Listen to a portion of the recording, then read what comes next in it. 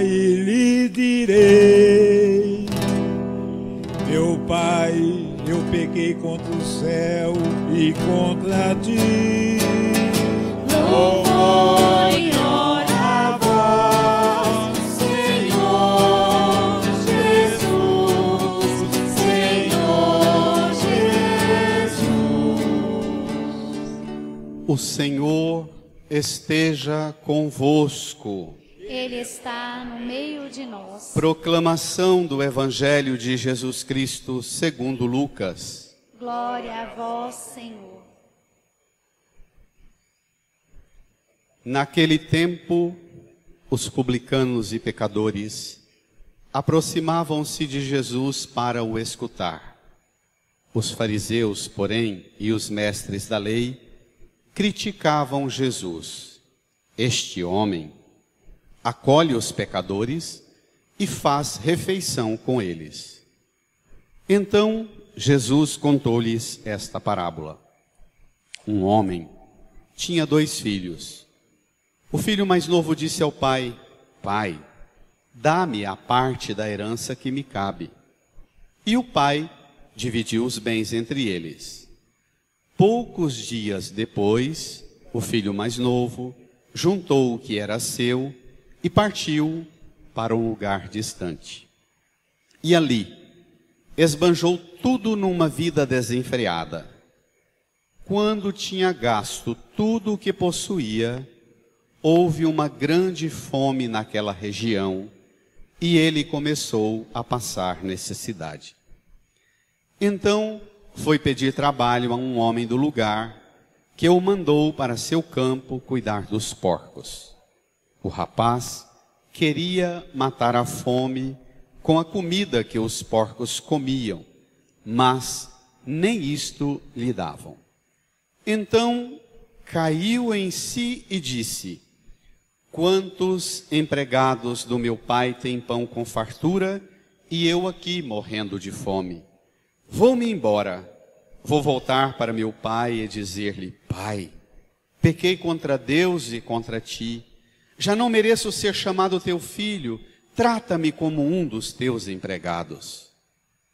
Então ele partiu e voltou para seu pai. Quando ainda estava longe, seu pai o avistou e sentiu compaixão. Correu-lhe ao encontro, abraçou-o e cobriu-o de beijos. O filho então lhe disse: Pai, pequei contra Deus e contra ti, já não mereço ser chamado teu filho. Mas o pai disse aos empregados: trazei depressa a melhor túnica para vestir meu filho, e colocai um anel no seu dedo e sandália nos pés. Trazei um novilho gordo e matai-o. Vamos fazer um banquete, porque este meu filho estava morto e tornou a viver, estava perdido e foi encontrado. E começaram a festa. O filho mais velho estava no campo. Ao voltar, já perto de casa, ouviu música e barulho de dança. Então chamou um dos criados e perguntou o que estava acontecendo. O criado respondeu: é teu irmão que voltou. Teu pai matou um novilho gordo porque o recuperou com saúde. Mas ele ficou com raiva e não queria entrar. O pai, saindo, insistia com ele. Ele, porém, respondeu ao pai: eu trabalho para ti há tantos anos, jamais desobedeci a qualquer ordem tua, e tu nunca me deste um cabrito para eu festejar com meus amigos. Quando chegou este teu filho, que esbanjou teus bens com prostitutas, matas para ele o novilho cevado. Então o pai lhe disse: filho, tu estás sempre comigo, e tudo o que é meu é teu. Mas era preciso festejar e alegrar-nos, porque este teu irmão estava morto e tornou a viver, estava perdido e foi encontrado. Palavra da salvação. Glória a vós, Senhor. Louvor e honra a vós, Senhor Jesus, Senhor Jesus.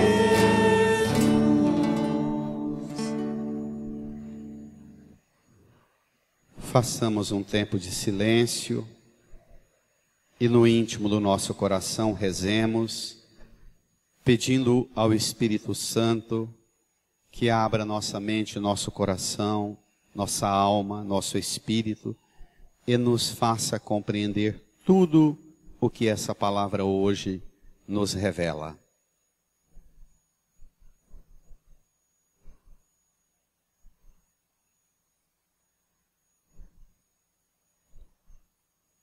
Amém. Queridas irmãs e irmãos, caminhamos para a Páscoa. Nesse clima da penitência próprio da Quaresma, a Igreja, por providência divina, possibilita a gente dar hoje um tipo de respirada mais suave. Se permite, com maior entusiasmo, tocar os instrumentos na missa, se permite flores. E o ambiente deve ser tomado por uma espécie de antecipação da alegria pascal. É chamado o Domingo da Alegria.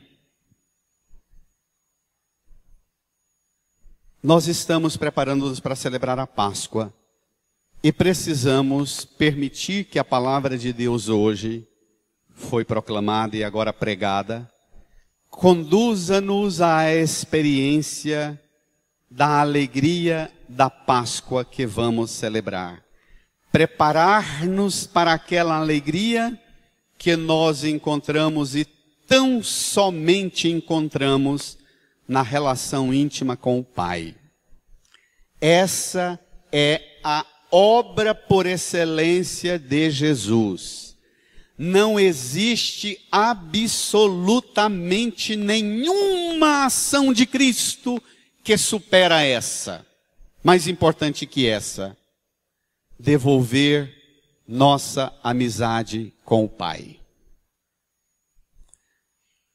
Sua fé, sua vida religiosa, seu cultivo dos hábitos de piedade, sua forma de praticar a religião, a penitência, o jejum, a oração, a caridade, nada deve impor sobre você mais que o anseio de permitir e desejar que Cristo te devolva uma relação sadia de amizade com o Pai. É uma pena que esse é um dos aspectos mais empobrecidos na fé dos tempos de hoje. Vamos ao Evangelho. Tome lá comigo. Número 6 do seu folheto, capítulo 15 de Lucas, versículos 1 ao 13, 11 ao 32. Eu recomendo aos irmãos e irmãs uma tarefa para casa. Retomem ao longo dessa semana a leitura do capítulo todo, capítulo 15 de Lucas. Ele tem uma unidade. Tem a introdução e depois nós vamos para a terceira história. Tem a introdução, uma primeira história, uma segunda história, parábola na verdade, e uma terceira parábola. Mas seria muito importante que cada um aqui pudesse entender essa parábola do Pai misericordioso com os dois filhos, a partir da evolução que Cristo apresenta, que Lucas apresenta no capítulo 15. Vamos lá? Naquele tempo, os publicanos e pecadores aproximavam-se de Jesus para... Os fariseus, porém, e os mestres da lei, criticavam Jesus. Este homem, leia...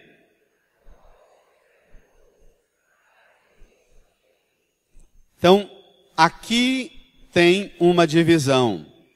Jesus e dois grupos. Quem aproxima de Jesus para o escutar, publicanos e pecadores. E quem aproxima de Jesus para o... fazer o quê? Criticar. Quem são esses? Fariseus e cobradores e mestres da lei, desculpe. Bom, o capítulo 15 tem essa introdução. Jesus está trabalhando no capítulo 13, 14, 12, 13, 14. De repente, é abordado por esses dois tipos de grupo. Pecadores e publicanos. Publicanos se dá à categoria das pessoas públicas que têm uma estrutura de vida, de religião, de fé, de cidadania, mas que são estigmatizados como gente que não presta pelos judeus. São os publicanos. Gente de vida pública. E pecadores é um tipo de gente que não tem nada. É a ralé. É o resto da sociedade. Publicanos, portanto, é gente que tem um padrão de vida, mas que vive fora da fé. Pecadores, os que não têm nada, nem família, nem emprego, nem cidadania, mas que também são considerados que não prestam do ponto de vista religioso. Os fariseus e mestres da lei são... Os fariseus são os propagandistas da religião, os catequistas, os transmissores da religião, e os mestres da lei são os fiscais da religião. Você escutava um fariseu, ele te ensinava a palavra, você aceitava e dizia, não, eu quero viver isso. Ele dizia, então tá bom, agora o protocolo para você virar um de nós, os mestres da lei é que vão acompanhar e fiscalizar você.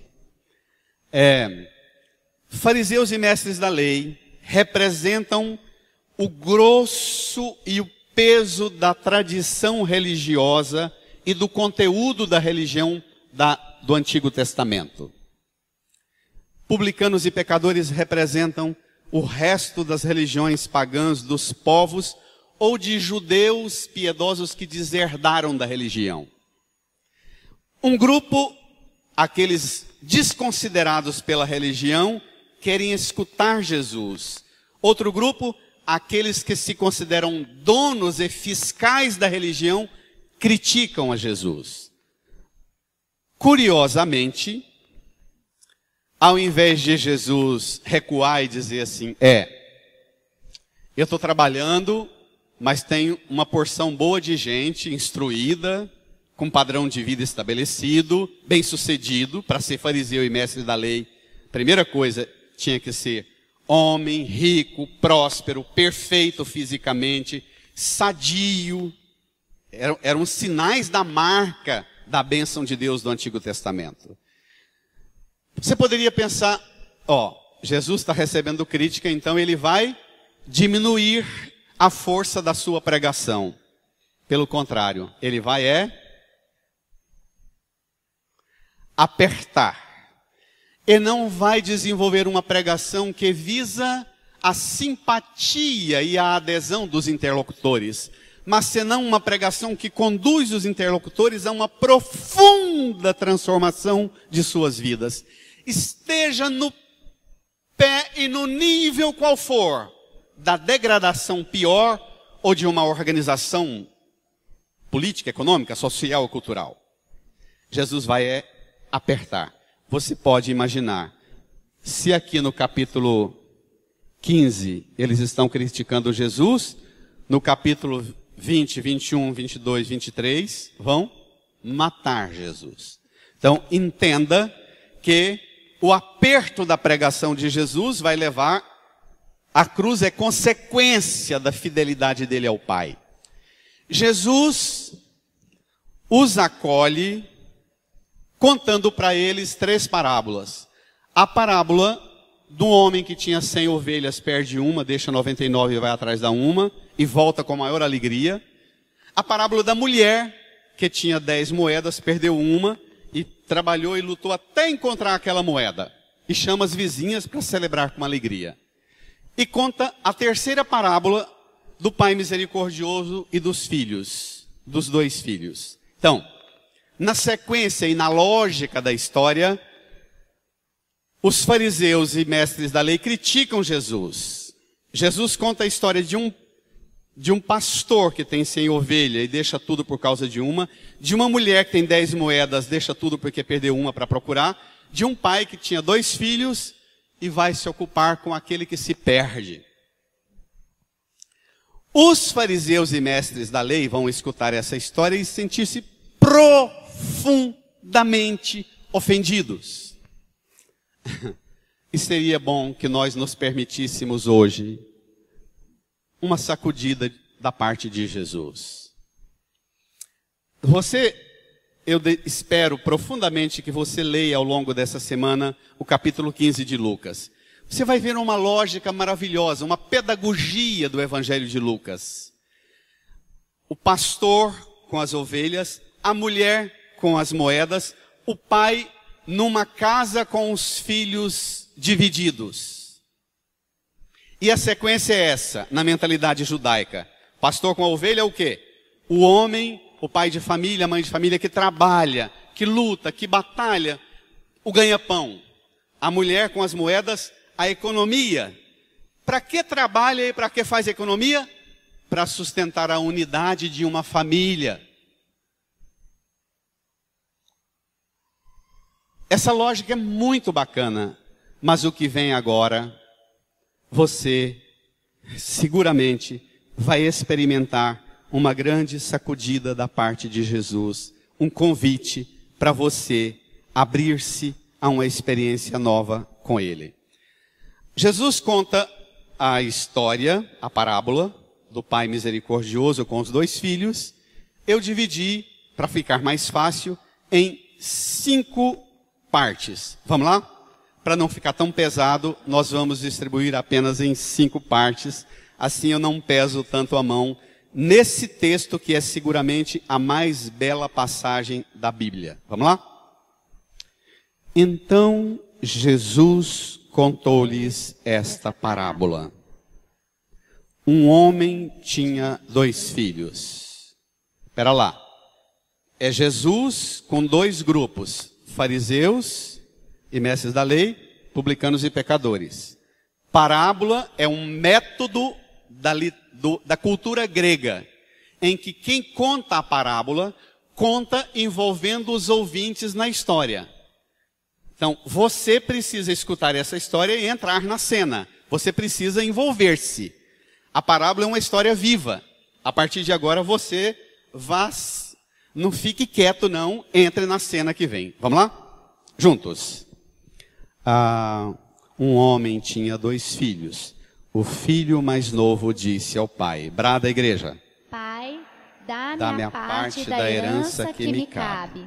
E o pai dividiu os bens entre eles. Poucos dias depois, o filho mais novo juntou o que era seu e partiu para um lugar distante e ali esbanjou tudo numa vida desenfreada. Tanto na legislação nossa hoje, quanto na legislação bíblica, não há base para um filho chegar no pai e dizer: divide a herança, me dá a parte. Isso não existe base jurídica e nem bíblica. O livro do Eclesiástico, capítulo 33, versículo 19, diz assim: não faças doação de bens, dos seus bens a outro. É melhor que teus filhos te peçam do que você dividir a herança e dar para eles. Presta atenção. Distribuir tua herança quando chegar a hora de morrer, da tua morte. Não divida antes. Porque os seus filhos vão torrar essa herança e ainda darão trabalho a você, que na velhice não tem condições de sustentá-los. Então, Jesus contando essa história para os fariseus e mestres da lei, eles já sentem uma indigestão enorme. Um pai tem 2 filhos, um filho mais novo pede a parte da herança, o pai divide, e o pior, o pai divide, e o menino continua ainda uns dias longos dentro de casa, arrumando passaporte, arrumando passagem, organizando a vida lá, não é? Isso existe? Hã? Essa história vai te pegar de uma maneira que você não tem noção. Vamos ver? Tome lá. E ali esbanjou tudo numa vida desenfreada. Também se traduz na devassidão. Continua. Quando tinha gasto tudo o que possuía, houve uma grande fome naquela região, e ele começou a passar necessidade. Então foi pedir trabalho a um homem do lugar, que mandou para seu campo cuidar dos porcos. O rapaz queria matar a fome com a comida que os porcos comiam, mas nem isso lhe davam. Então caiu em si e disse, brada a igreja, vai Viviane. Quantos empregados do meu pai têm pão com fartura e eu aqui morrendo de fome? Vou-me embora, vou voltar para o meu pai e vou dizer-lhe, Pai, pequei contra Deus e contra ti. Já não mereço ser chamado teu filho. Então, espere lá.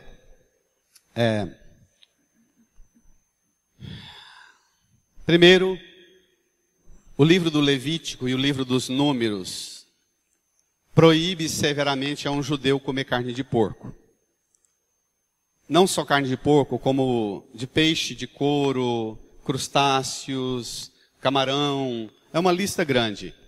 Nós não vamos entrar na polêmica aqui não está naquele discurso religioso, de rigor religioso, a noção de comida impura, pura e impura.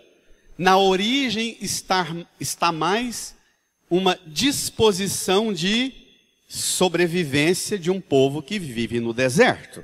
É nômade, não tem as condições de higiene. Carne de porco, peixe de couro, são as carnes que mais rapidamente estragam, ainda mais no deserto.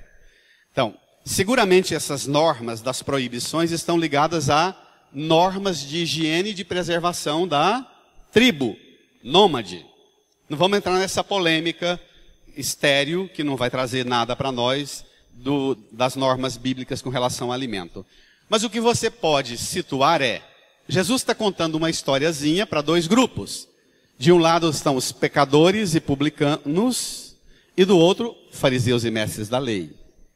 Jesus conta uma história de um pai que tem 2 filhos. O mais novo pede a herança. Falar isso para um judeu já é uma ofensa. E o judeu divide. É uma grande ofensa. Depois, o menino vai e torra tudo numa vida desenfreada. Parece normal. E o menino ainda vai, tem uma grande fome na região, e o menino vai pedir emprego, depois de torrar tudo, e encontra emprego com um homem que o manda cuidar do quê? Você pode imaginar os fariseus e mestres da lei tendo ânsia de vômito, gritando, bravejando, dizendo que horror, que absurdo. Cala esse camarada, que coisa estúpida, que história mais maluca. Você pode imaginar, ele queria comer comida dos porcos. Ele entrou na mesma condição de porco. O que é que fez e faz com que eu e você entremos de vez em quando em condição de porco? Essa pergunta tem que chegar ao mais profundo do seu coração. Se você não fizer esse exercício, você nunca vai ter noção, você nunca vai fazer o que esse menino fez. O Evangelho fala que ele caiu em si. O mundo de hoje é um mundo de gente que não cai em si. É um diálogo interior, é uma conversa íntima. Você que é pai e mãe, esposa e esposo, sabe o tanto que é desgastante conviver com a esposa, um esposo, com um filho, também com um pai e uma mãe, que não cai em si. Gente que não tem uma conversa interior, gente que não tem discernimento interior, faz as coisas como Vou usar expressões no nível da apelação do texto. Faz as coisas no espírito de porco, fuçando, caindo na lama, não tem discernimento. A importância de você perguntar o que é que me faz de vez em quando querer comer comida de porco. O que me faz de vez em quando pôr-me no mesmo nível de porco? Se você não fizer essa pergunta, você não vai cair em si nunca. E cair em si significa descobrir, tomar consciência da minha parte de coisa errada na vida e no mundo. Não tem ferida mais dolorosa que toma conta da nossa alma do que ficar cultivando o tempo inteiro, levantando os erros dos outros.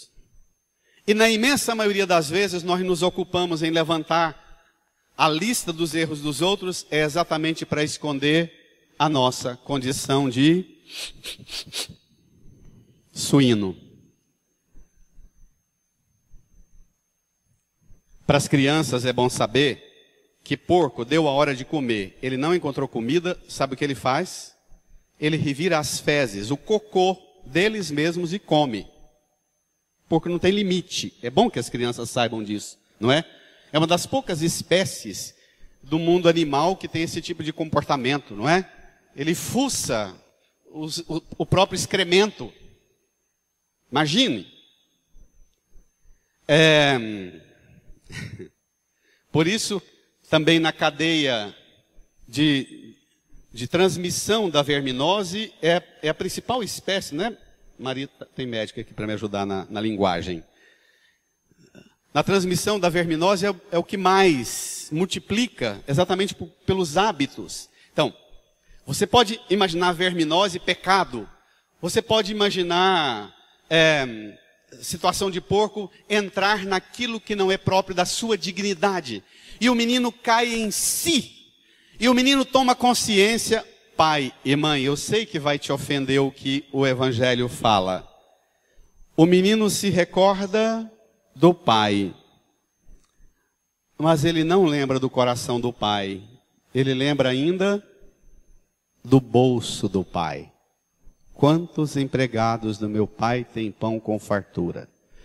Eu sei que isso vai fazer vocês, pais, sofrerem um pouco, porque é muito ruim ter filho que não lembra da gente e que lembra só do bolso da gente. Isso não é nada agradável, não é? É sofrido. Mas o texto não joga o menino fora porque ele lembra. Porque qual é a causa pela qual o pai se ocupa em trabalhar? Para sustentar? Tira da sua vida os seus filhos e me responda, você ralaria do tanto que você ralou e rala? Mas nunca! Não é não? Então, é preciso entrar na mentalidade do mundo judeu aqui. Não fica com essa mentalidade fraquinha nossa, de gente desorganizada numa sociedade bagunçada como a nossa, não. Entra no raciocínio da disciplina do judeu, que é um grupo disciplinado, organizado, que trabalha, que determina, que decide papel de menino e de menina, de filha e filho, desde os primeiros meses da vida. Não é essa ser vergonhice que nós vivemos, não. O judeu tem um nível de decisão e de organização. O judeu não pergunta nunca se um menino quer levantar sábado de manhã e ir para a sinagoga. Mas nunca. Mas nunca. Não é esse trenzinho xoxo, frouxo que nós vivemos aqui, não. Nós estamos no outro nível. Eleve-se na reflexão que está aqui. Porque senão você vai sair achando que esse texto vai colocar paninho quente na coisinha rasa, morna da vida dessa sociedade precária que nós vivemos. Eleve-se na reflexão. Vamos lá? O menino caiu em si. E escreve um ato penitencial. Vou-me embora e vou voltar para meu pai e dizer-lhe, pai, pequei contra Deus e contra ti. Versículo 18. Vou-me embora vou voltar para meu pai e dizer: Pai, pequei contra Deus e contra ti. É bacana isso. Essa é outra coisa que os judeus têm. A noção da ofensa a Deus como ato mais grave. Pecar contra Deus e pecar contra a honra do teu nome, Pai. Pai, pequei contra a honra do seu suor, do seu trabalho, das economias que você fez. Pai, pequei contra a honra do nome de Deus e a honra do seu suor, da sua lágrima, Pai.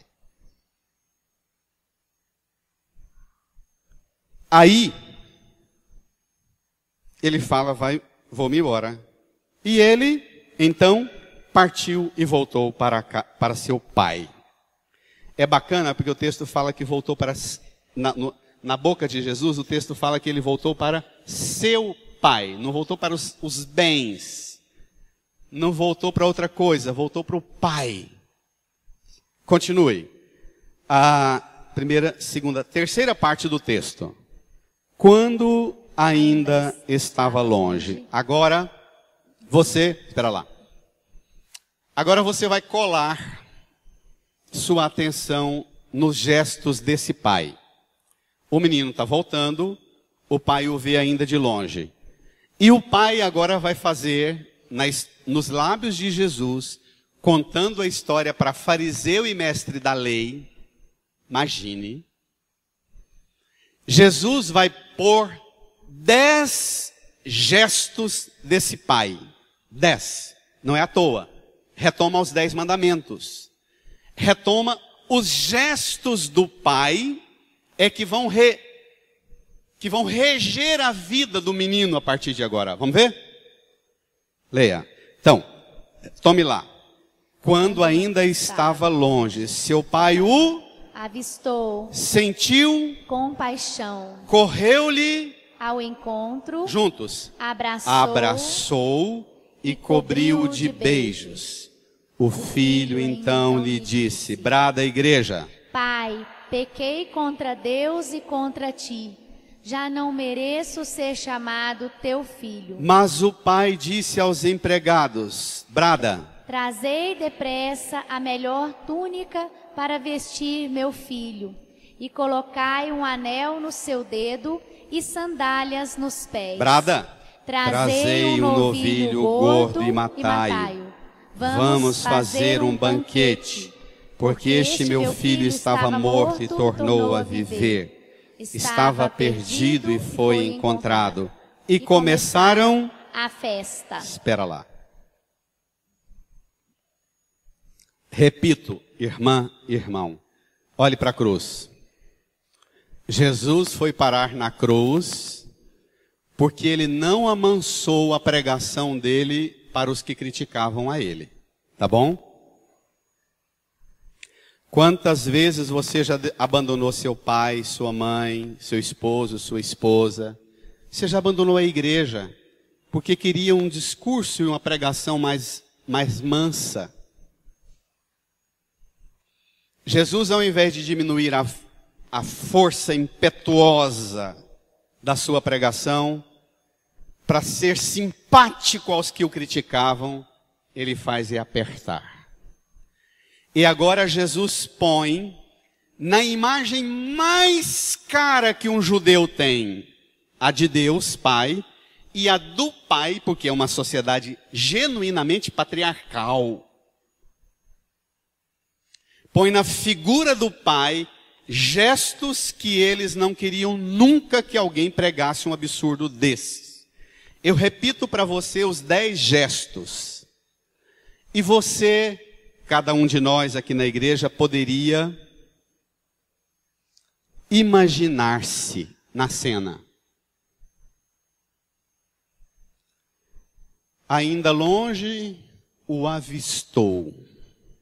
Sentiu compaixão. 3.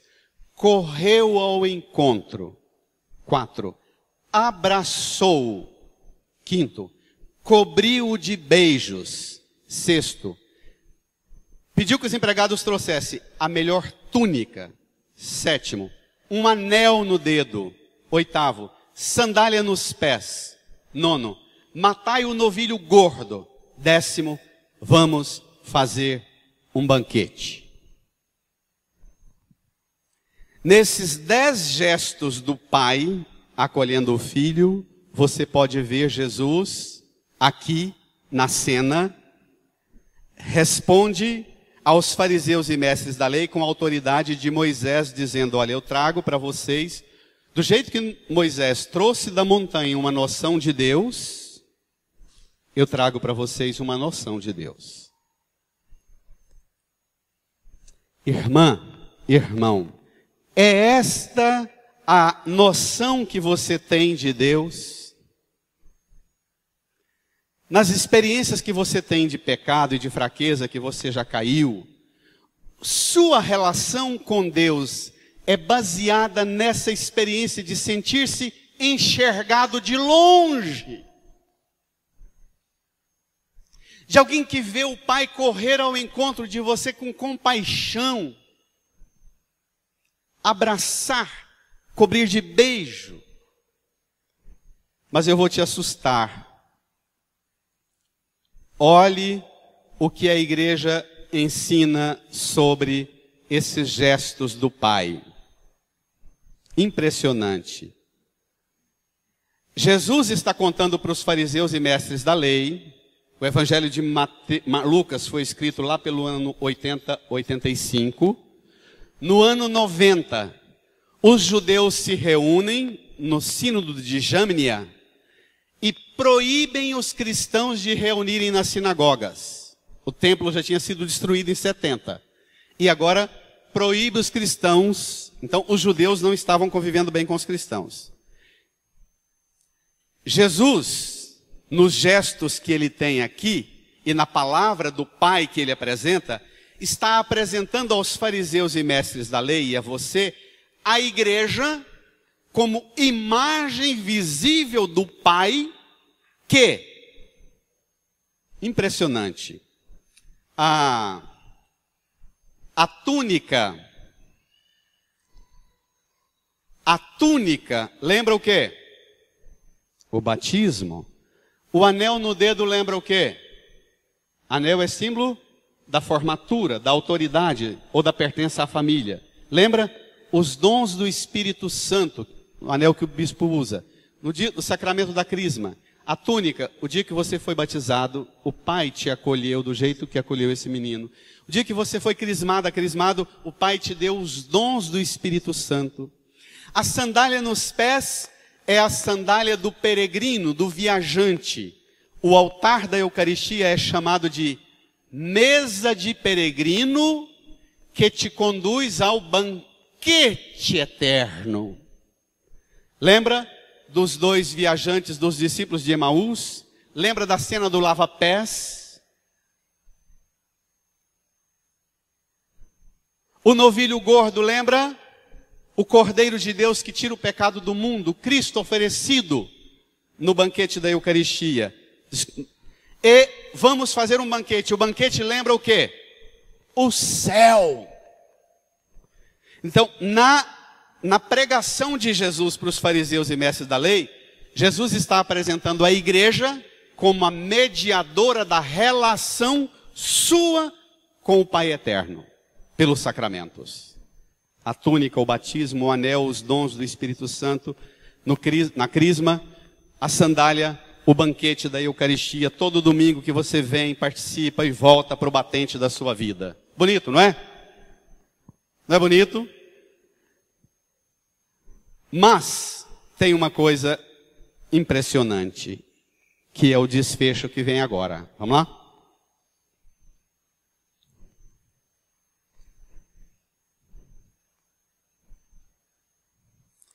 O filho mais velho, que representa quem?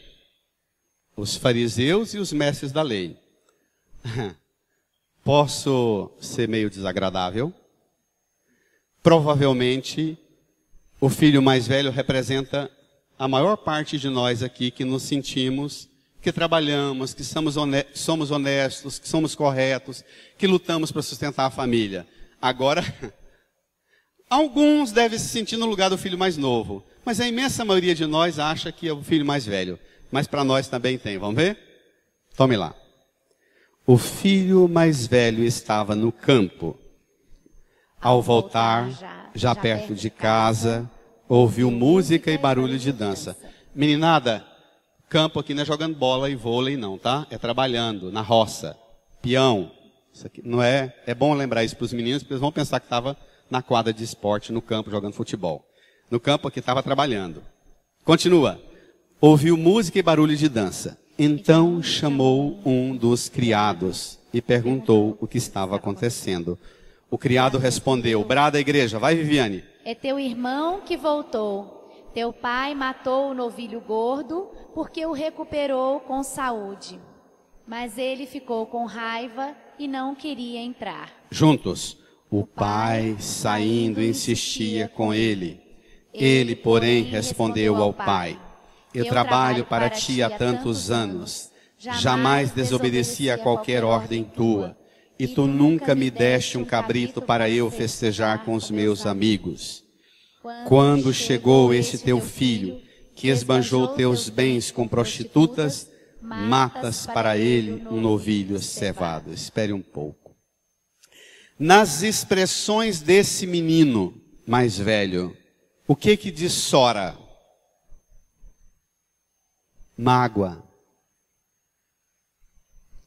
É aquela pessoa que é honesta, que é correta, que é trabalhadora, que é dedicada, que está sempre perto do pai e da mãe, sempre ajudando a família, precisou contar com ele, mas é uma pessoa que sempre guarda no coração uma cadernetinha, anota tudo.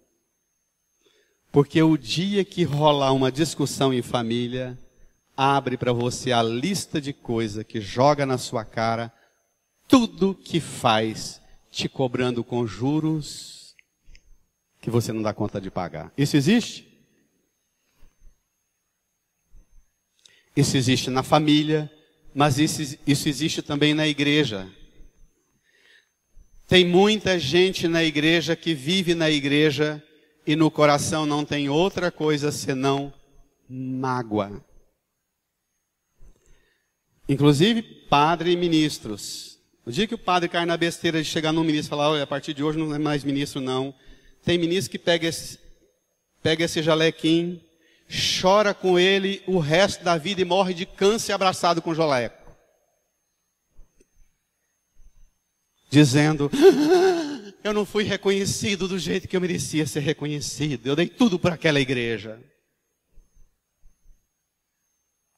Irmã, irmão, você que se dedica e se esforça para fazer as coisas da forma correta, tem guardado no seu coração uma reserva de créditos ou de descrédito dos outros? Guardo a lista dos créditos meus e do descrédito do pai, da mãe, do padre, do chefe, do diacho que for. Isso adoece. Na verdade, esse pai tem 2 filhos feridos.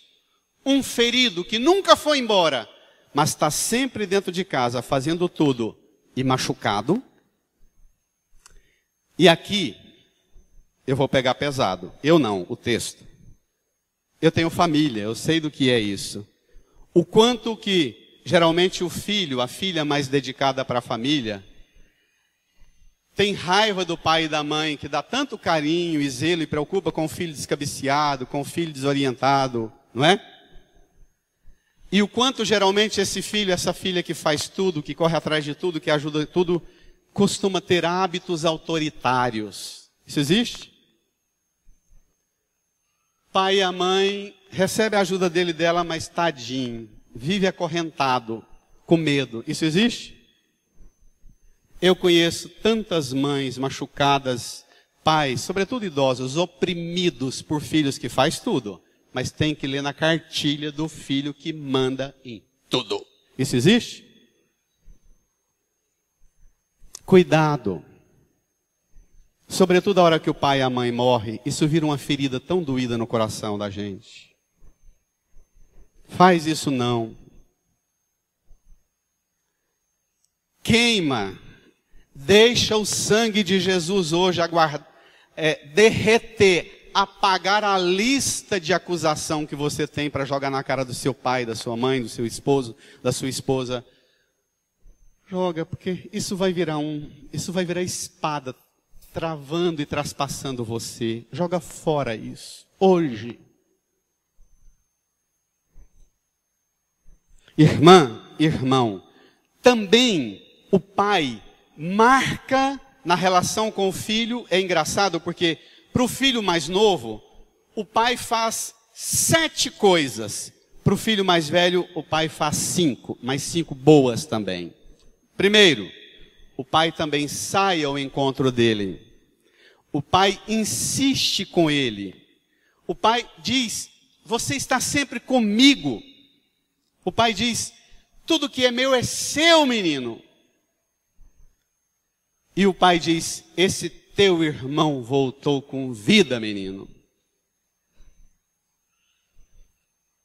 Na verdade, esse pai, que é o divino Pai eterno, mas que é você pai, que é você mãe, esse pai revela que ele vive de verdade por conta dos filhos, que no plano dele não tem outra coisa mais importante que o bem dos filhos.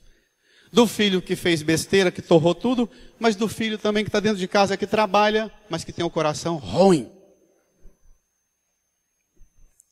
O que Cristo quer. Hoje uma senhora na porta da igreja falou, padre, como é que pode? A metade da missa eu achava que eu era um menino mais novo, mas a metade da missa eu pensava que eu era um menino mais velho. Eu falava, tá certo, e às vezes nós somos mesmo essa contradição. E eu disse para ela, numa espiritualidade holística, você também tem que se colocar no lugar do pai. Você tem que ter em você também a paternidade desse pai nas relações. Todos nós podemos ter em nossa vida a fraqueza do mais velho, do mais novo, mas também a vontade do mais novo em voltar e em emendar-se, a vontade do mais velho em que as coisas sejam boas, a vontade do pai de que fique bem para todo mundo. Tu estás sempre comigo. Quantas famílias não funcionam como relação divina, mas como mera empresa? Quantas famílias se transformaram em empresa? Os filhos não são mais do que administradores do dinheiro do pai que faz investimento na profissão que o pai quer, que a mãe quer. Esse pai que permite a liberdade desse menino diz, você vai fazer besteira, você vai arrebentar com a sua vida, mas a vida é sua. Eu sou o pai. Sua relação com Deus você vai resolver. Eu sou o pai. Esse pai é livre, coisa que o menino mais novo não é. Nem com muita herança ele não dá conta de ser livre, que vai comer comida de porco. E o mais velho também, nem morando dentro da casa do pai, tendo tudo, não é livre, porque é travado e machucado o coração. Família não é empresa. Tu estás sempre comigo, filho. Filho, ultrapassa a lei, filho. Ultrapassa a regra, filho. Você está sempre nessa casa, mas abra-se ao amor, filho. O que eu quero para você também, filho, é túnica, anel, sandália e banquete, filho. Que pena, vou escandalizar alguns agora, que pena que a igreja para nós não é um lugar onde a gente ouve barulho de música e dança e dá vontade de entrar para festejar. Que pena. Que pena que nós fizemos a igreja ficar um trem tão chato, tão cheio de regra de fariseu e mestre da lei. Que pena que a igreja se transformou em ritos protocolares, em regras de pavor e medo, em regras de comportamentos externos, faz isso e isso e isso, que Deus vai te dar aquilo e aquilo e aquilo. Não é o lugar onde se ouve barulho de música e dança e dá vontade de entrar nessa seresta. Que pena. Que pena que às vezes a gente está aqui vai para a comunhão para receber o Cordeiro de Deus que tira o pecado do mundo, o Cordeiro que foi sacrificado para o banquete da vida eterna. E a gente fala, aquele fulano não devia estar comungando, aquela fulana não devia estar comungando. Que pena que nós empobrecemos a Eucaristia desse tanto. Que pena que nós fomos convertidos por nós mesmos em um bando de fariseus e mestres da lei hipócritas, na regra, e não nos abrimos ao amor, que ultrapassa toda a lei e toda a regra. Irmã, irmão, filho mais velho, filha mais nova, filho mais novo, volta para o teu Senhor, volta para o teu Pai hoje. Volta para o Pai por causa do Pai e por causa do que Ele prepara para você. Mas não volta para o Pai porque você não vai ser tratado para comer comida de porco, ou porque Ele vai um dia te dar um presente, um cabrito, um carneiro para você comer com seus amigos. Volta para o Pai porque Ele é seu Pai e te ama.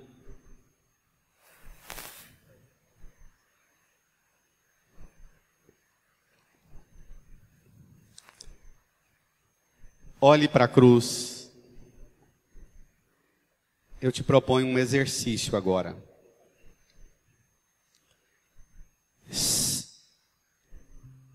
6 potes, as 6 talhas na porta da casa das bodas de Caná, vazias, que Jesus mandou os empregados, os criados encherem, os servos encherem de água e transformou em vinho.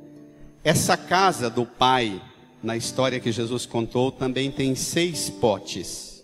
Olhe para a cruz de Jesus. Nessa casa do Pai,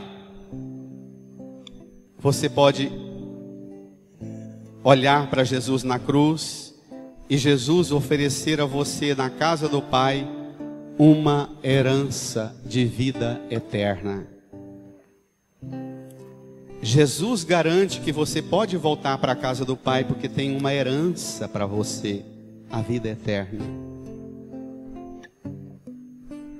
Na casa do Pai tem um pote transbordando do vinho novo, onde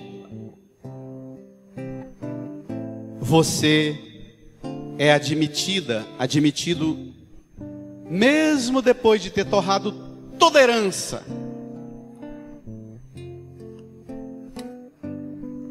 Essa casa do Pai tem um Pai que te vê de longe. Lá do alto da cruz, Jesus te viu e te alcançou com o sangue dele para te devolver para o Pai. Olhe para a cruz, reze olhando para a cruz. Nessa casa do Pai tem um monte de servas e servos que preparam um banquete para te acolher.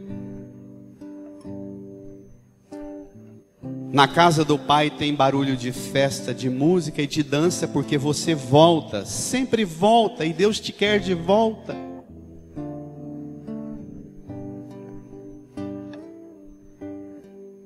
Na casa do Pai tem um pai que recebe um filho que volta do campo, suado e cansado de ter trabalhado muito, embora com mágoa no coração.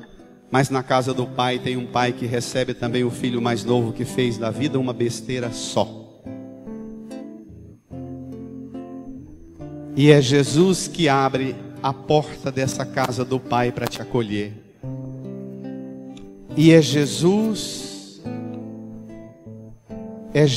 o Cordeiro que é sacrificado para inaugurar a sua volta e o seu retorno todos os domingos, quando você retorna do campo do trabalho ou retorna das besteiras e das fraquezas que você fez. Na casa do Pai tem um Pai que te quer. Não tenha medo dele, mas um Pai que quer fazer de você um pai e uma mãe que quer bem aos seus filhos. Filhos que querem bem aos pais e ao irmão que perdoa. Incline a sua cabeça, irmã, irmão. Feche os olhos. E sinta o convite do Senhor, dizendo para você: é preciso festejar e alegrar, porque seu irmão voltou e você voltou. Você está sempre comigo. Você está aqui. Se lembre agora das pessoas na sua família que foram embora, que estão longe, ou às vezes estão morando dentro da sua casa, mas que você não cruza olhar de afeto, abraço, beijo, toque de carinho e de respeito. Se lembre das pessoas com quem você está ferida, ferido, e não aceita encontrar. Peça ao Senhor para reconciliar você com elas, reconciliar você na sua família, na sua igreja. Fale com Jesus. Fale com o Pai que te ama.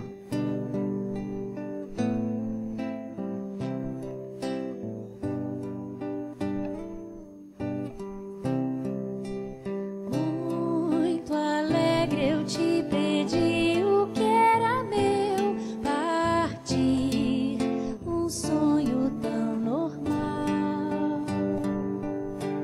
Dissipei meus bens e o coração também. No fim, meu mundo era irreal.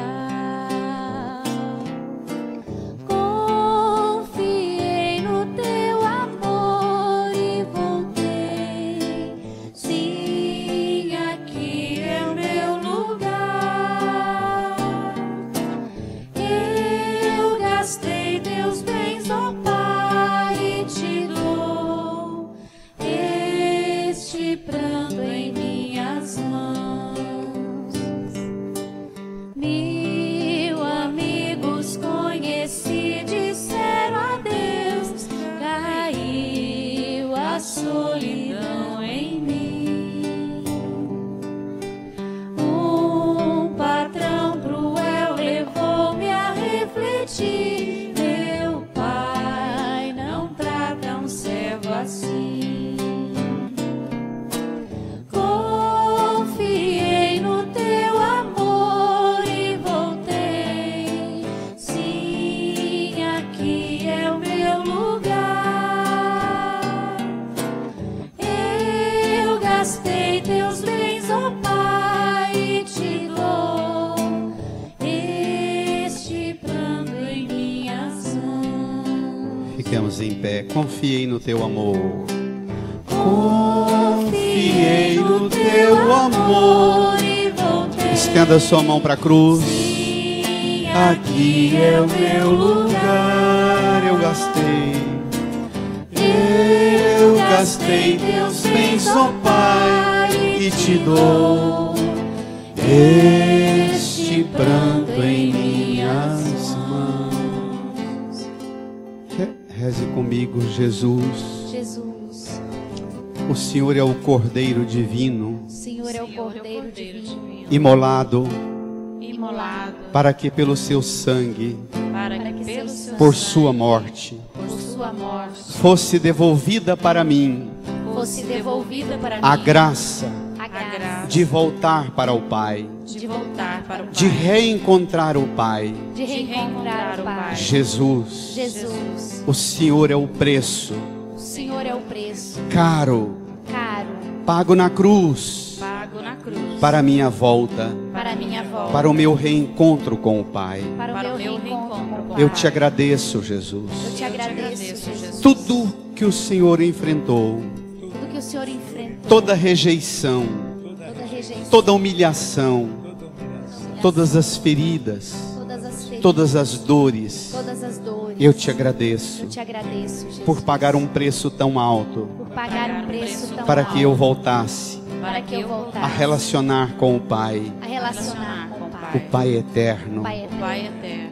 Jesus, Jesus, eu quero a partir de hoje eu quero a partir de retomar a hoje minha vida, retomar a minha vida, guiado guiado guiado por esse amor por por esse este amor amor que brota do seu coração, que brota do seu do coração do Pai, do coração do Pai, que me vê, que me vê, que sente compaixão, que sente que compaixão, corre ao meu encontro, que corre ao meu que me encontro, abraça, que me abraça, me cobre de beijos me cobre de e beijos convida para a festa, e convida para a festa, a túnica do batismo, a túnica do batismo, o anel da crisma, o anel da as crisma, sandálias da Eucaristia, as sandálias da o Eucaristia, banquete da fé, o banquete da fé, o banquete do céu. o banquete do céu. Obrigado, Jesus, Obrigada, Jesus, por me convidar por me convidar e me fazer e me fazer participante participante desta casa, desta família do Pai. dessa família do Pai. Põe a mão no seu coração e agradeça a Jesus por tudo que Ele pagou, o preço do seu sofrimento, para ajudar você a voltar para essa casa do Pai, para essa família do Pai. Agradeça a Jesus. Agradeça pela sua família. Agradeça por tudo que você sofre, dedica por sua família. Agradeça pelos filhos custosos, pelos filhos que se dedicam corretamente às coisas. Agradeça pela família que você tem, o pai que você teve ou tem, a mãe. Agradeça.